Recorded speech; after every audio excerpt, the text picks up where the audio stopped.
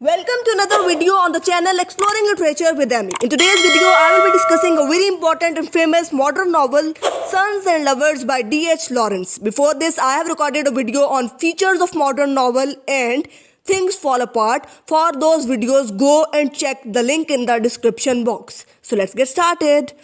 Sons and Lovers की बात करने से पहले हम डी.एच. लॉरेंस की बात कर लेते हैं. डी.एच. लॉरेंस जो है, he is the writer of Sons and Lovers. D H. Lawrence की जो डेट ऑफ बर्थ है डेट इज़ 11 सितंबर 1885 और इनकी डेट ऑफ डेथ है 2 मार्च 1930.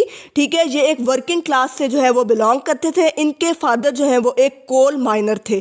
ठीक है, अगर हम इनके कुछ नॉवेल्स की बात करें तो फर्स्ट नॉवल जो इन्होंने लिखा था वो था द वाइट पीकॉक. ठीक है, और उसके अलावा इन्होंने जो नॉवेल्स लिखे हैं उनमें Sons and Lovers, the Rainbow, Women in Love वगैरह शामिल हैं. उसके बाद अगर हम बात करें सन्स एंड लवर्स की, तो सन्स एंड लवर्स जो है वो फर्स्ट मैच्योर नॉवल है जो कि डी.एच. लॉरेंस ने लिखा. ये पब्लिश हुआ था 1913 में. ये एक मॉडर्न नॉवल है. उस वक्त जो लिटरेरी पीरियड चल रहा था वो मॉडर्निज़म का था और इस नॉवल के अंदर 15 चैप्टर्स हैं. ठीक है, इडिपल कम्प्लेक्स जो है वो इस नॉवल का एक मेजर थीम है. ठीक है, और इसमें जो जॉनरा है वो ऑटोबायोग्राफिकल है.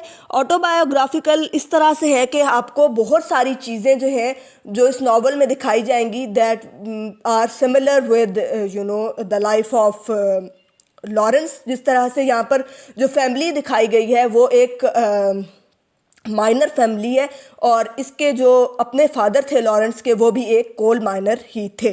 ठीक है, इसी तरह से मुख्तलिफ जो लव अफेयर्स हमें यहाँ पर दिखाए गए हैं. पॉल जो है वो मुख्तलिफ गर्ल्स जो हैं वो इसकी लाइफ में आती हैं. तो जो लॉरेंस हैं वो भी जो हैं उनके भी डिफरेंट लव अफेयर्स जो हैं उनकी लाइफ में रहे. उसके अलावा अगर हम इस नावल के टाइटल के बारे में बात करें तो इनिशियल टाइटल जो था वो इस नावल का पॉल मॉरल था. बाद में लॉरेंस ने इसको चेंज करके इसका टाइटल सन्स एंड लवर्स कर दिया. सन्स एंड लवर्स के यहाँ पर दो मतलब हैं. ठीक है, और ये जो टाइटल है ये कम्प्लीटली जो है वो जस्टिफाइड है. ठीक है, यहाँ पर सन्स एंड लवर्स का एक मतलब तो ये है कि सन्स यानी कि पॉल मॉरल और विलियम मॉरल और उनके लवर्स. ठीक है, यानी पॉल मॉरल और विलियम मॉरल और उनकी लवर्स. ठीक है, और दूसरा मीनिंग इसका ये है कि sons are the lovers at the same time. अगर हम इसकी स्टोरी की तरफ आएँ तो डी.एच. लॉरेंस का शुमार 20वीं सदी के अजीम नावल निगारों में होता है. इसके नावल मुख्तलिफ पाबंदियों का शिकार रहे क्योंकि इन पर फहश निगारी का इल्ज़ाम लगता रहा.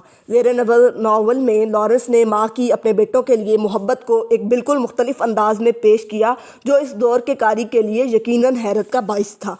ये नावल एक खातून मिसेस मॉरल और इसके दो बेटों विलियम और पॉल के गिर्द घूमता है. मिसेस मॉरल की शादी एक कानकुन वॉल्टर मॉरल से होती है. अगरचे ये एक मोहब्बत की शादी थी लेकिन शादी के बाद मिस्टर वॉल्टर मॉरल का रवैया अपनी बीवी से बहुत बुरा रहा. वॉल्टर मॉरल अपनी आमदन का बेशतर हिस्सा शराब नोशी में ज़ाया कर देता और वक्तन फ़वक्तन अपनी बीवी को तशद्दुद का निशाना भी बनाता था. वो एक जाहिल और वहशी किस्म का इंसान था. दूसरी तरफ मिसेस मॉरल का ताल्लुक़ एक तहजीब याफ्ता ख़ानदान से था और वो किसी हद तक पढ़ी लिखी भी थीं. अगरचे मॉरल शादी से पहले वॉल्टर मॉरल की शख्सियत से मुतासिर हुई थीं, ताहम शादी के बाद वॉल्टर मॉरल के रवैये से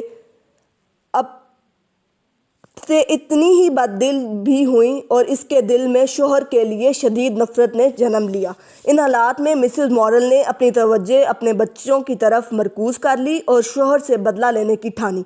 इसने ख़ास तौर पर अपने बेटों विलियम और पॉल को अपनी मोहब्बत का मरकज़ बना लिया. लेकिन इस गैर मामूली मोहब्बत ने इसके बेटों की शख्सियत को तबाह कर दिया और वो किसी दूसरी औरत से मोहब्बत करने के काबिल ना रहे. इस घुटन ज़दा माहौल ने इसके बड़े बेटे विलियम को बीमार कर दिया और वो एक जल्दी बीमारी में मुब्तला होकर जवानी में ही मर गया. अगरचे विलियम की मौत ने मिसेस मॉरल को नफ्सियाती तौर पर तबाह करके रख दिया लेकिन इसके बाद इसने अपने दूसरे बेटे पॉल में मोहब्बत तलाश करना शुरू की. पॉल को अपने बाप से मुतनफ़र करने में भी मिसेस मॉरल कसूरवार थीं, हत्ता कि वो अपने बाप के मरने की दुआ करने लगा.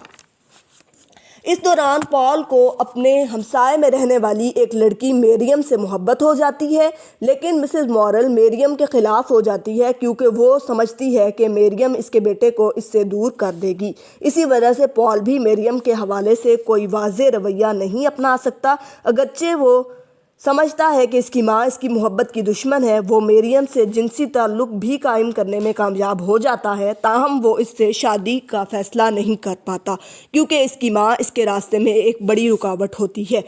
پال کی زندگی میں ایک اور عورت باکسٹر ڈیوس، جو ایک پختہ عمر کی جنس کی دلدادہ عورت ہے۔ باکسٹر ڈیوس اپنے شوہر سے علیحدہ زندگی بسر کر رہی ہوتی ہے۔ پال اگرچہ اسے شادی کی پیشکش کرتا ہے، تاہم وہ اپنے شوہر سے طلاق لینے پر آمادہ نہیں ہوتی۔ پال اور ڈیوس کے درمیان جسمانی تعلق کے باوجود ان کی محبت پنپ نہیں سکتی کیونکہ مسز مورل ان کے تعلق کے سخت خلاف ہوتی ہے۔ اسی اثناء میں مسز مورل دماغی ٹیومر کا شکار ہو کر بیمار پڑ جاتی ہے۔ مسز مورل سخت تکلیف میں مبتلا ہوتی ہے جو یقینی طور پر پال کے لیے ناقابل برداشت ہوتا ہے، چنانچہ وہ اپنی ماں کو تکلیف سے چھٹکارا دلانے کے لیے مورفین کی کافی مقدار دے دیتا ہے۔ یوں مسز مورل کی زندگی کا خاتمہ ہو جاتا ہے، تاہم ماں کے مرنے کے باوجود بھی پال کسی عورت سے تعلق قائم نہیں کر سکتا اور تنہا زندگی بسر کرنے کا ارادہ کرتا ہے۔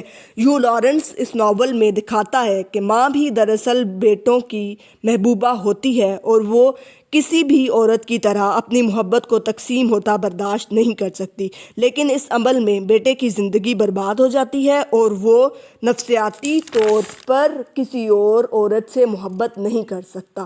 یہ تو تھی اس کی سٹوری۔ اگر ہم اس کے میجر تھیمز کے بارے میں بات کریں تو ان میں فیملی، سائیکالوجی، ایڈیپل کمپلیکس، اس کے علاوہ Christianity,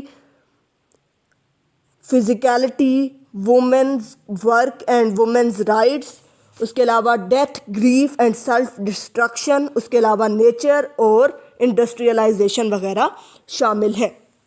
So this was all about Sons and Lovers. I hope it's clear. Like and share the video and don't forget to subscribe the channel.